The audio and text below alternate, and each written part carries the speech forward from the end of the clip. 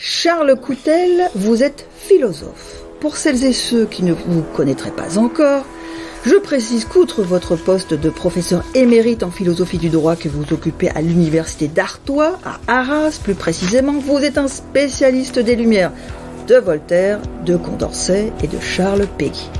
Vous travaillez sur l'histoire de l'école républicaine et des principes républicains, vous avez été président de l'association des professeurs de philosophie de l'enseignement public et vous êtes actuellement directeur de l'Institut d'études des faits religieux. Depuis une année environ, vous collaborez au journal de l'UFAL, UFAL Info, une revue trimestrielle de conviction laïque pour les citoyens et les familles.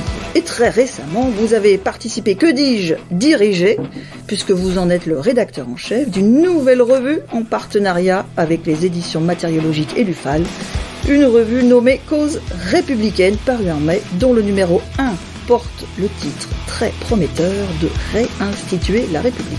Bienvenue dans la toute première émission de Xenia. Xenia, l'émission philosophique de Charles Coutel, créée par l'UFAL, animée par Emmanuel Billier-Gauthier. Pour cette première émission, que nous avons intitulée Pour une République laïque et sociale, Charles, je vous pose de suite la question. Vous avez imaginé ce titre assez inédit de Xenia, mais qu'est-ce que cela veut dire ? Xenia n'est pas le nom d'une chanteuse de rap ou de rock'n'roll brésilien, ni l'héroïne d'une série télévisuelle. Non, c'est le très beau mot grec qui signifie hospitalité. Zeus est dit Xénos, c'est-à-dire celui qui est le dieu des mendiants, mais aussi des hôtes. Xenia est souvent pris malheureusement en mauvaise part en français. Ça existe dans deux mots détestables de xénophobie et pire encore de proxénète. Donc évidemment, Xenia est un terme que nous devons refonder. C'est l'accueil de l'étranger en Grèce. C'est le fait de voir Ulysse déguisé en mendiant être enfin reconnu par Pénélope. En Grèce comme dans le monde sémitique, l'hôte est celui que j'aime à accueillir. Je vais lui donner à cet hôte le meilleur de moi-même parce qu'il se pourrait bien que ce soit l'envoyé des dieux et, pour les religions monothéistes, l'envoyé de Dieu. Le mot hôte, Emmanuel, est passionnant car il renvoie à la fois à celui qui reçoit, mais aussi celui qui est reçu. Et quand nous ne voyons pas ce paradoxe, eh bien, nous avons du mal avec notre politique de la ville. Nous avons du mal avec notre politique des services publics et, évidemment, avec l'accueil des migrants qui viennent de très loin, mais peut-être parce qu'ils ont besoin de nous et, on le comprendra, nous avons besoin d'eux à tout niveau. Ce qui veut dire aussi que l'hôte devient hostile, hospes, hostis, en latin, c'est très proche. Ça veut dire qu'en fait, l'hôte devient ennemi quand je n'assume pas le paradoxe que je viens de vous décrire. Et il me semble que c'est pour moi l'occasion d'apprécier l'hospitalité de l'UFAL. Je suis particulièrement sensible à toutes les composantes du mot. C'est aussi donc un clin d'œil à l'accueil que l'UFAL me réserve en tant qu'individu, philosophe. C'est un terme, philosophie, que nous n'avons pas à renier. Pourquoi ? Parce que, comme l'hospitalité, la philosophie est à l'horizon de notre devise républicaine, liberté, égalité, fraternité. Sans doute aurons-nous l'occasion de montrer que c'est par l'hospitalité que la révolution de la citoyenneté pourra opportunément être précédée par une révolution de la civilité. Votre dernier ouvrage, intitulé Pour une République laïque et sociale, sous-titre Héritage, défis et perspectives, paru cette année chez l'Harmattan, sous-tend que la République n'est ni laïque ni sociale. Pourquoi, Charles, un tel désenchantement ?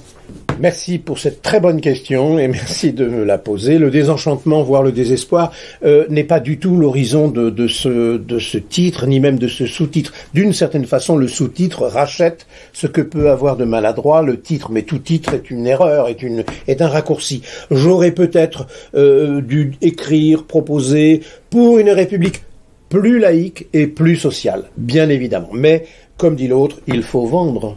La problématique de ce livre, et non pas ses enjeux, qui est un terme désolant de la pensée unique, anti-républicaine, eh bien, oui, le désespoir, le désenchantement, pour reprendre votre excellent terme, peut nous guetter.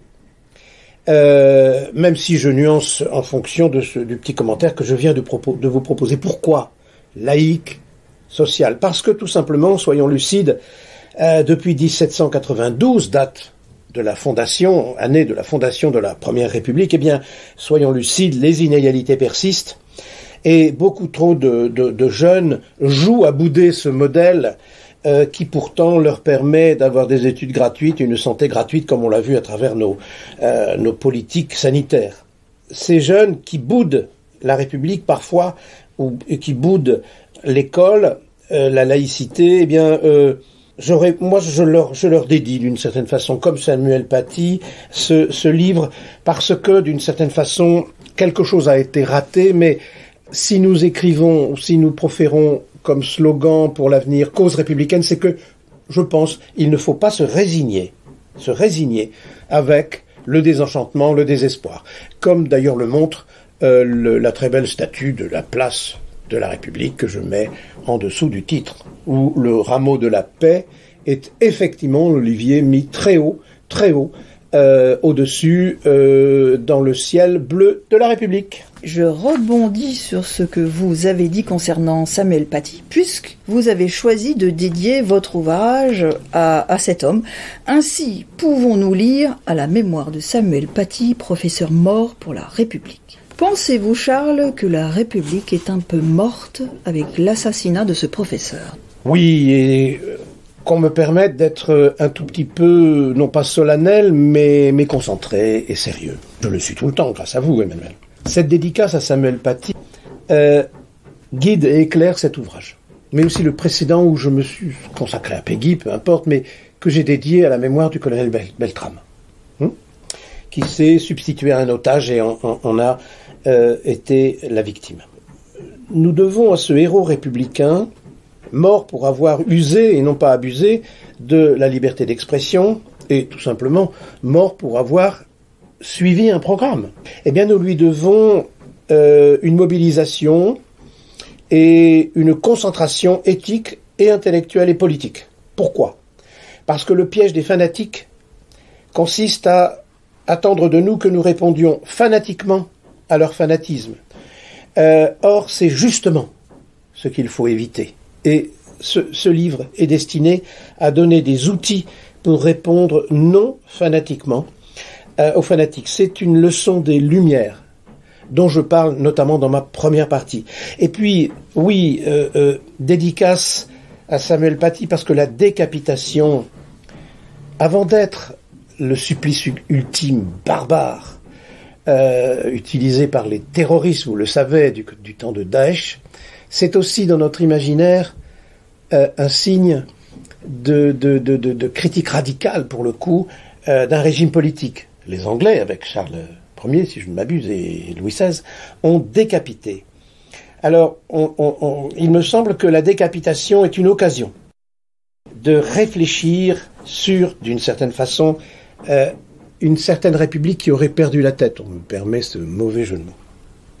C'est la confirmation, non seulement cette décapitation de l'horreur fanatique, on l'a vu, mais ce sont aussi cette décapitation est l'indication d'un risque d'essor, non pas de victoire, mais d'un développement des intégrismes, des fanatismes, de tous les obscurantismes, qui non seulement veulent pas qu'on garde notre tête, mais en plus souhaiteraient que ces têtes soient vides. Demandez donc aux petites filles de l'Afghanistan ce qu'elles en pensent quand les talibans étaient au pouvoir. Donc notre République, à travers cette prise de conscience et cette décapitation, comprend qu'il lui faut avoir, si je puis dire, et je ne fais pas exprès, la tête sur les épaules, et remplir la tête. Pour cela, en face de cela, que les terroristes se mettent à avoir peur. La République, quand elle nous appelle, quand elle nous encourage, elle peut être extrêmement ferme. Ferme, ça ne veut pas dire violent. Comme le précise notre introduction générale, mais aussi l'avant-propos de Gérard Delfaux, et aussi la préface tout à fait fraternelle de notre ami Patrick Kessel. Voilà. Oui, c'est une dédicace qui est en même temps une sorte de feuille de route, Emmanuel. Entendu. J'ai bien saisi toutes ces précisions et ces nuances. Nous allons détricoter en quelque sorte à présent les chapitres de votre livre pour en extraire le fil conducteur des émissions de Xenia. Et la semaine prochaine, nous parlerons de cause républicaine que vous évoquez dans la deuxième partie de votre livre. Et la cause républicaine, Charles, en quelques mots, c'est quoi ? J'ai envie de dire avec Zazie, tu causes, c'est tout ce que tu sais faire. Une autre expression qui fausse le terme, c'est « oh, c'est une cause perdue ». Dans les années 70, 68, 70, il y a eu des défenseurs de la cause du peuple.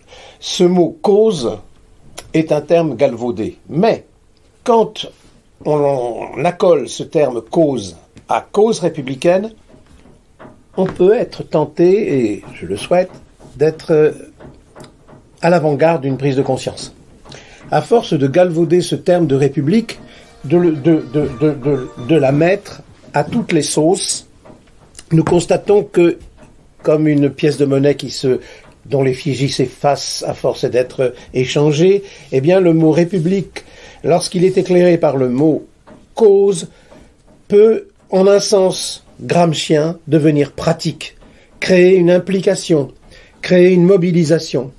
Ce qui est à l'horizon non seulement de l'idée de cause républicaine, mais aussi de la revue, mais aussi éventuellement de ma deuxième partie, c'est l'idée que la cause, en un sens juridique cette fois, fondée, précisée, maîtrisée, j'espère, c'est une affaire que l'on plaide avec une argumentation que l'on va juger et sanctionner si les énoncés que cela suscite peuvent remettre en cause l'ordre public. Tiens, ordre public, ce sera le deuxième thème du deuxième numéro de Cause républicaine. Cette expression, par conséquent, entend rompre avec une certaine routine qui est la nôtre lorsque nous utilisons et nous banalisons le mot « république ». J'aurai l'occasion d'y revenir dans d'autres émissions. Cet énoncé cause républicaine est gramscien, mais il renoue aussi avec le meilleur de l'esprit des lois de Montesquieu, qui consiste à dire que la vertu politique du républicain est difficile. Voilà pourquoi il vaudrait mieux s'y mettre à plusieurs, parce que cela consiste en tout genre et en tout temps à sacrifier l'intérêt personnel au nom de l'intérêt général. Donc, cause républicaine est un énoncé qui appelle à l'argumentation tout autant qu'à la défense des principes et des idéaux. En tout cas, voilà une première réponse. Merci Charles Coutel pour cet éclairage philosophique et républicain à retrouver en podcast sur notre radio Laïcidad. Vous tapez Laïcidad puis Xenia. Vous y trouverez aussi notre programme en entier avec plus de 4 autres émissions, Laïque et sociétale avec Laïcidad, justement qui débat des sujets de société une fois par mois. Je sais, Charles, que vous allez débattre avec moi du terme sociétal, mais nous en parlerons à une prochaine émission, si vous le voulez bien. Également, au menu de notre radio, un rendez-vous littéraire avec Itrema, la chronique engagée hebdomadaire de Philippe Foussia, écoutée régulièrement et surtout à midi pile tous les lundis. Qu'est-ce que vous pouvez aussi écouter sur notre radio ? Scientia, qui est notre émission scientifique animée par Patrick Godret, généticien. Et puis enfin, Laïkino, la séance cinéma de Alain Defrémont de la section de l'UFAL des Hauts-de-Seine. À la semaine prochaine pour Xenia, l'émission philosophique. Épisode 2. Bonne semaine, Charles. Merci.